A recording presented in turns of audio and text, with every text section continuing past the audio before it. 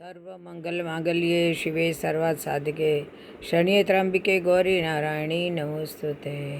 बोलो संतोषी माता की जय हो, माँ अम्बे की जय हो, अपने अपने कुलदेवी की जय हो। और आज 15 अगस्त है, स्वतंत्रता दिवस है, उसकी सबको बहुत बहुत बधाई हो। और आज का प्रसंग है बुजुर्गों का सम्मान। छोटे ने कहा, भैया दादी कई बार कह चुकी है कि कभी मुझे भी अपने साथ होटल ले जाया करो। गौरव बोला, ले तो जाएं, पर 4 लोगों के खाने पर कितना खर्च होगा याद है? पिछली बार जब हम तीनों ने डिनर लिया था तब 1600 का बिल आया था। हमारे पास अब इतने पैसे कहाँ बचे हैं? पिंकी ने बताया, मेरे पास पॉकेट मनी के कुछ पैसे बचे हुए हैं। तीनों ने मिलकर तय किया कि इस बार दादी को भी लेकर चलेंगे। इस बार महंगी पनीर की सब्ज़ी की जगह मिक्स वेज मंगवाएंगे और आइसक्रीम भी नहीं खाएंगे। छोटू, गौरव और पिंकी तीनों दादी के कमरे में गए। बोले, दादी इस संडे को लंच बाहर लेंगे, चलोगे हमारे साथ? दादी ने खुश होकर कहा, तुम ले चलोगे अपने साथ? उन्होंने कहा, हाँ दादी। संडे को दादी सुबह से ही बहुत खुश थी। आज उन्होंने अपना सबसे बढ़िया वाला सूट पहना, हल्का सा मेकअप किया, बालों को एक नए ढंग से बांधा, आंखों पर सुनहरे फ्रेम वाला नया चश्मा लगाया। यह चश्मा उनका मंझला बेटा बनवा कर दे गया था जब वह पिछली बार लंदन से आया था, किंतु वह उसे पहनती नहीं थी। कहती थी, इतना सुंदर फ्रेम मैं पहनूंगी तो पुराना हो जाएगा।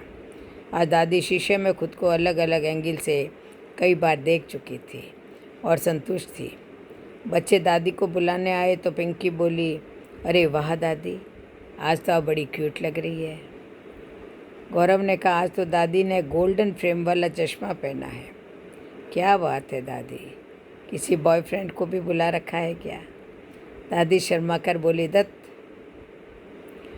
होटल में सेंटर टेबल पर चारों बैठ गए। थोड़ी देर बाद वेटर आया, बोला, ऑर्डर प्लीज। अभी गौरव बोलने ही वाला था कि दादी बोली, आज ऑर्डर मैं करूँगी क्योंकि आज की स्पेशल गेस्ट मैं हूँ। दादी ने लिखवाया, दाल मखनी, कढ़ाई पनीर, मलाई कोफ्ता, रायता वेजिटेबल वाला, सलाद, पापड़, नान बटर वाली और मिस्सी रोटी। हाँ, खाने से पहले 4 सूप भी। तीनों बच्चे एक दूसरे का मुंह देख रहे थे। थोड़ी देर बाद खाना टेबल पर लग गया। खाना बहुत टेस्टी था। जब सब खा चुके तो वेटर फिर आया, डेजर्ट में कुछ सर। दादी ने कहा, हाँ, 4 कप आइसक्रीम। तीनों बच्चों की हालत खराब। अब क्या होगा? दादी को मना भी तो नहीं कर सकते, पहली बार आई है। बिल आया। इससे पहले गौरव उसकी तरफ हाथ बढ़ाता, बिल दादी ने उठा लिया और कहा कि आज का पेमेंट मैं करूँगी। बच्चों, मुझे तुम्हारे पर्स की नहीं, तुम्हारे समय की आवश्यकता है, तुम्हारी कंपनी की आवश्यकता है। मैं पूरा दिन अपने कमरे में अकेली पड़े पड़े बोर हो जाती हूँ। टीवी भी कितना देखूँ, मोबाइल पर भी चैटिंग कितना करूँ। बोली, बच्चों क्या अपना थोड़ा सा समय मुझे दोगे? कहते कहते दादी की आवाज़ भरा गई। पिंकी अपनी चेयर से उठी। उसने दादी को अपनी बाहों में भर लिया और फिर दादी के गालों पर किस करते हुए बोली, मेरी प्यारी दादी, ज़रूर। गौरव ने कहा, यस दादी, हम प्रॉमिस करते हैं कि रोज़ आपके पास बैठा करेंगे। और तय रहा कि हर महीने के सेकंड संडे को लंच या डिनर के लिए बाहर आया करेंगे और पिक्चर भी देखा करेंगे। दादी के होठों पर 1000 वाट की मुस्कुराहट तैर गई। आंखों में फ्लैश लाइट की चमक आ गई और चेहरे की झुर्रियाँ खुशी के कारण नृत्य सा करती हुई महसूस होने लगी। कहते हैं मित्रों, बूढ़े माँ बाप रुई के गट्ठर समान होते हैं।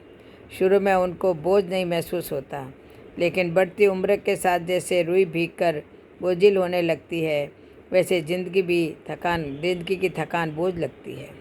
बुजुर्ग समय चाहते हैं, पैसा नहीं। पैसा तो उन्होंने सारी ज़िंदगी आपके लिए कमाया कि बुढ़ापे में आप उन्हें समय देंगे। यदि वृक्ष से फल न मिले तो कोई बात नहीं, किंतु छाया सुकून प्रदान करती है। बोलो जय श्री कृष्ण, जय जय श्री राधे, जय जय।